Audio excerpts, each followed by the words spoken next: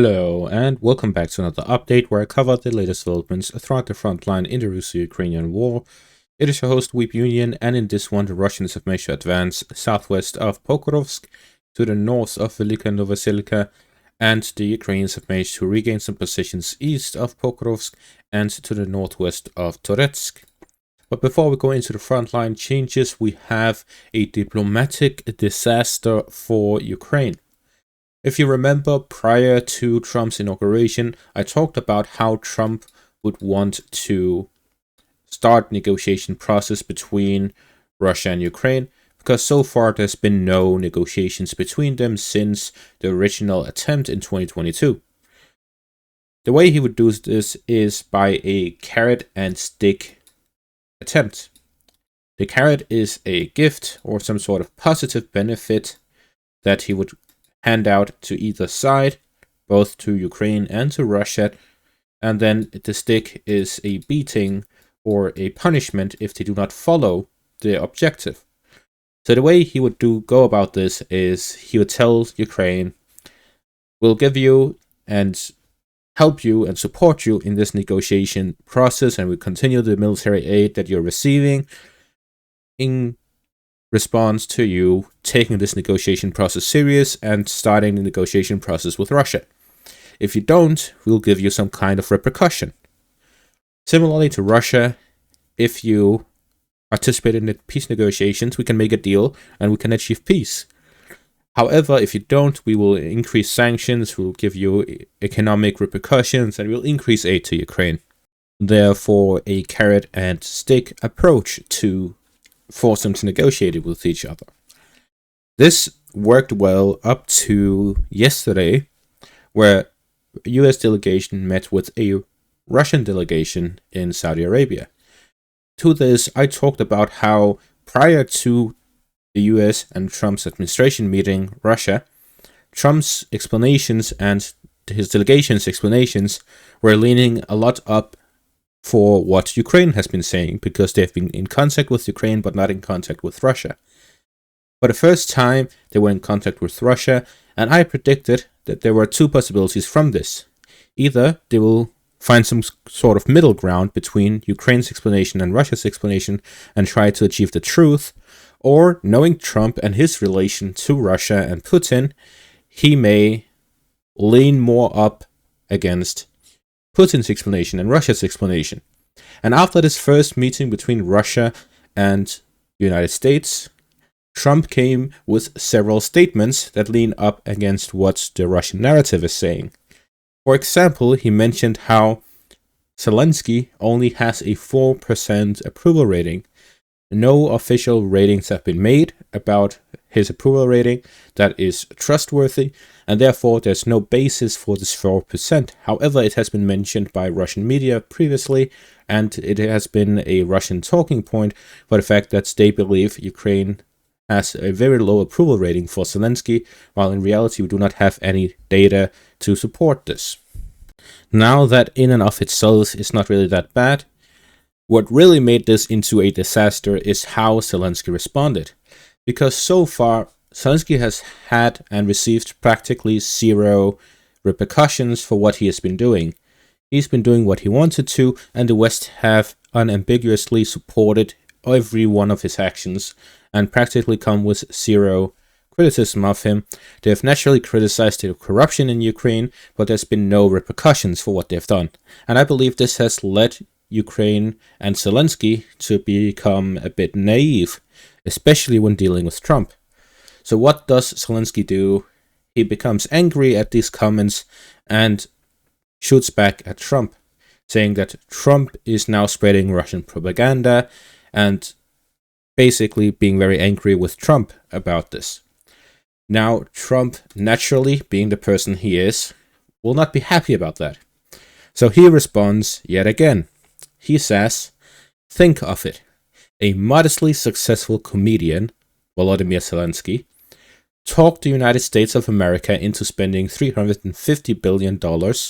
I don't know where he gets that number from, because officially it's been about $100 billion that the United States have sent to Ukraine. But he's mentioning this number. Potentially there's some backing to it, but I'm not sure. to go into a war that couldn't be won, that never had to start, but a war that he, without the US and Trump, will never be able to settle. The United States has spent $200 billion more than Europe, and Europe's money is guaranteed, while the United States will get nothing back. Why didn't Sleepy Joe demand equalization? In that this war is far more important to Europe than it is to us. We have a big, beautiful ocean as separation.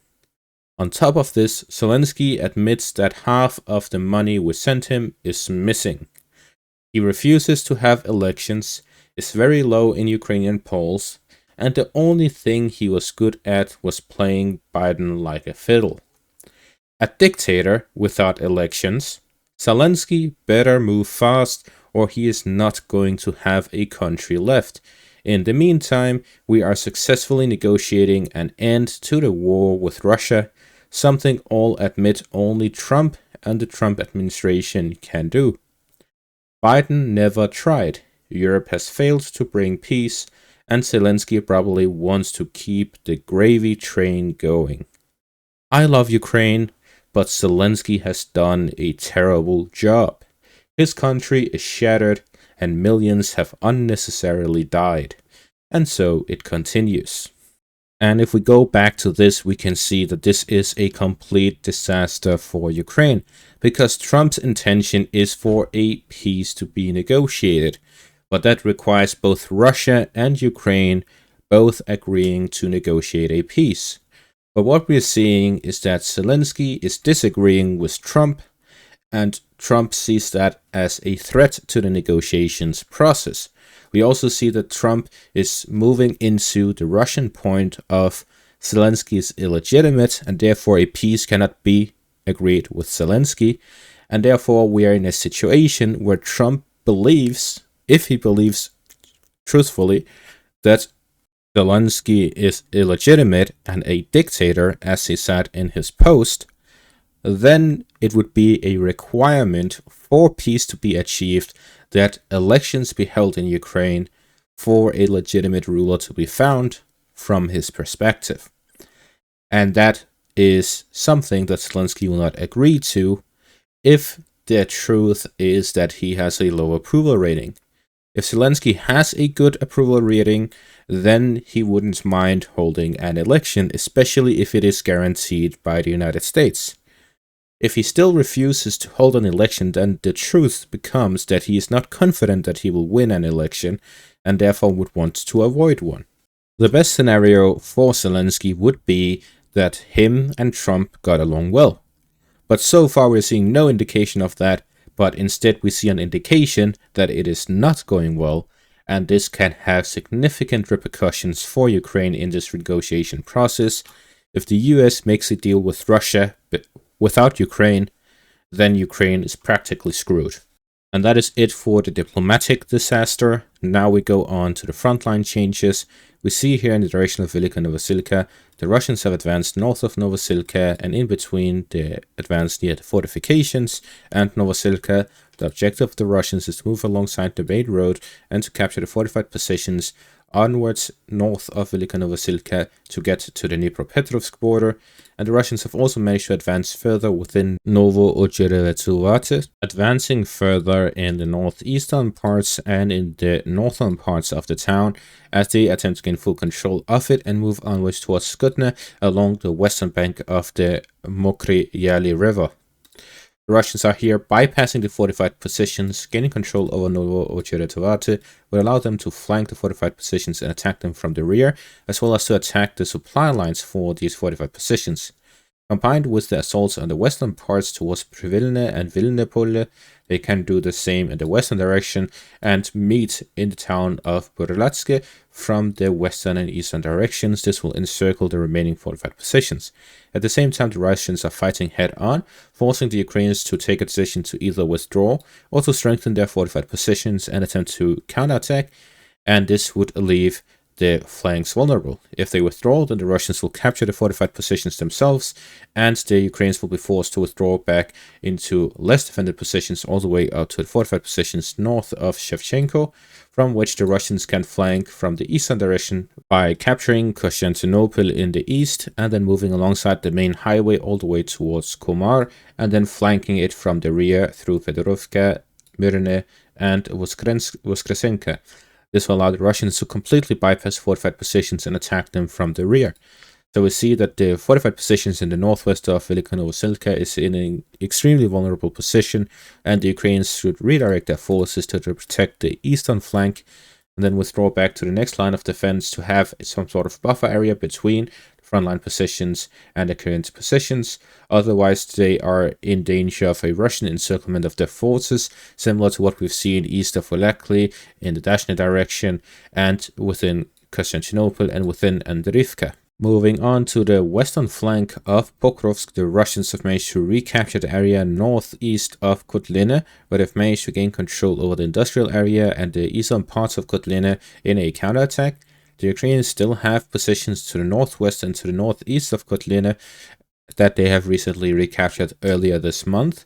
However, the Russians have now secured both Pishane and Kotlina, negating the majority of the Ukrainian gains and defeating the Ukrainian counterattack, which took advantage of the Russians being overstretched near the front line.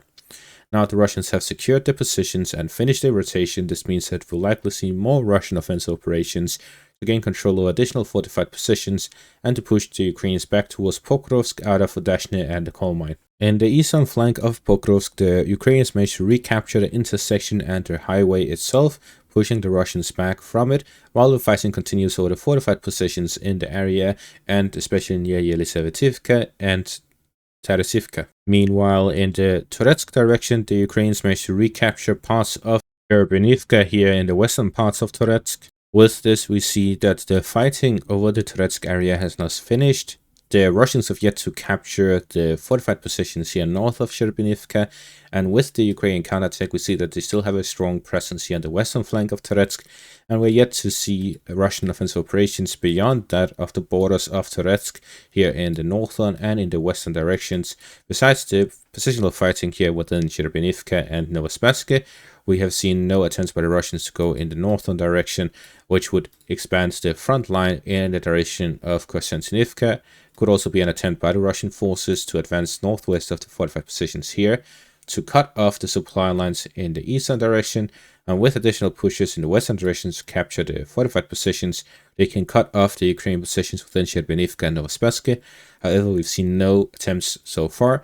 We may be seeing another rotation of the Russian forces within the city of Toretsk and a buildup of their forces in the apartment complex area, the industrial area, where they can keep their forces secure away from FPV drones and artillery strikes. And it will allow the Russians to build up in large enough forces to continue offensive operations within Sherebenivka and Novospassky and to the north and northwest, northeast of Toretsk.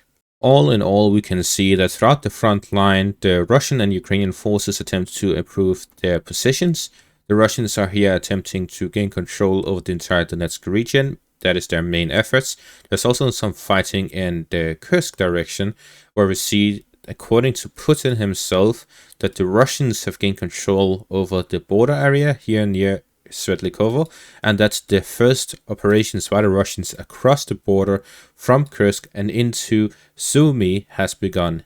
Putin himself stated that the Russian army has now breached the border and entered the Sumy region, and based on this, we may see an attempt by the Russian forces to cut off the main supply route into Kursk from the Sumy border area rather than from within Kursk. This would mean that the Russians would attempt to advance alongside the Lukhnaya river line towards the Ukrainian Lukhnaya, with the Russian Lukhnaya here and the Ukrainian Lukhnaya to the south, where the objective would be to gain control over Yunakivka, which would cut off the main supply route from Sumy into Sucha, and will significantly limit the supplies going into the Kursk region, and the Ukrainian forces there would be operationally encircled, and with capture of the first patches and the additional supply routes in the eastern parts, the Russians could completely physically encircle the entire Ukrainian grouping within the Kursk region. So we see that the situation is becoming critical for the Ukrainians here in the Kursk region, and that the situation diplomatically is also in a very difficult position, and therefore we can see that Ukraine is really struggling at the moment and would need significant additional help if they are to stabilize the situation and get back on track. And that is going to be all for this update. Thank you for watching. Make sure to leave a like, subscribe, check out my Patreon and YouTube membership for additional content. Thank you for watching and have a great day.